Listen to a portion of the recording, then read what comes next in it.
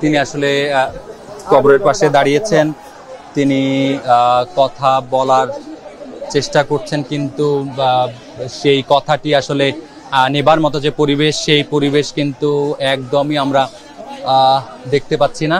এরপরও আমরা একটু চেষ্টা করতে পারি যে তিনি আসলে কি কথা বলছেন সেটি আমরা আসলে জানার চেষ্টা করি। জাতির জন্য, ন্যায়ের জন্য,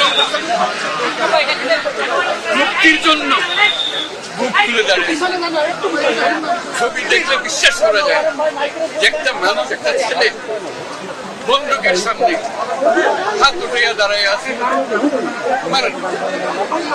গুলি করছে, একটু টল টল করছে, আবার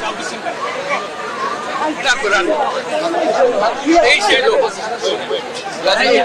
বলার এখানে বীরগঞ্জের বিষয় না, বাংলাদেশের বিষয় না, সারা দুনিয়ার বিষয়। যে কাজটা সে করেছে এটা নিয়ে যুগ যুগান্তরে কবিতা হবে, উপন্যাস হবে, নাটক হবে, মানুষ স্মরণ করবে। এই সে লোক এখানে শুয়ে আছে। আমাদের কাজ হলো যে স্বপ্নের পেছনে দাঁড়িয়ে যে বুক পেতে দিয়েছি সেই স্বপ্নকে বাস্তবায়ন, এটি আমরা সারা জাতির একটা কর্তব্য। আমরা শুধু এখানে এসে কবর জিয়ারত করলাম, চলে গেলাম তা না, এটা সারা জাতিকে আমরা বলতে চাই যে লক্ষ্য নিয়ে এ বুক পেতে দিয়েছিল, যার কারণে কোটি কোটি ছেলে মেয়ে সামনে দাঁড়িয়ে বন্দুকের সামনে দাঁড়িয়ে গেছে, ভয় পায় না।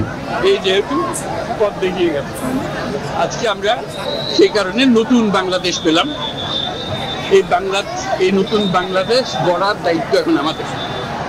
তার কথা স্মরণ হবে এই কাজটা করার মতো, কাজে আমাদেরকে সেই কাজটা যেন আমরা করি।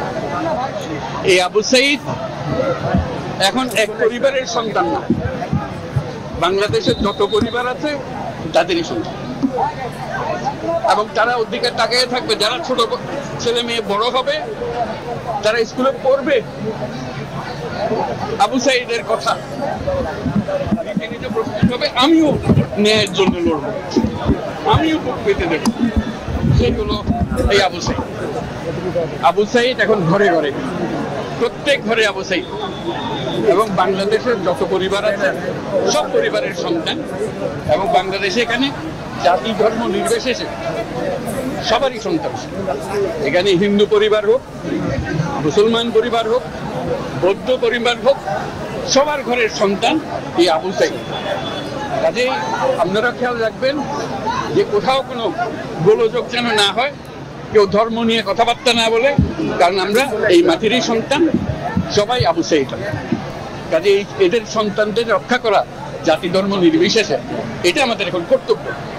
আমরা যেন এটা নিশ্চিত করি, সামনে গিয়ে দাঁড়াই। আবু সাঈদ যেরকম দাঁড়িয়েছে আমাদের ওরকম দাঁড়াতে হবে। যারা পার্থক্য করে যে এরকম সন্তান ওরকম না, আমরা সবাই বাংলাদেশি, আমরা বাংলাদেশেরই সন্তান। আবু সাঈদের মা সবার মা, এবং সবার মা আবু সাঈদের মা।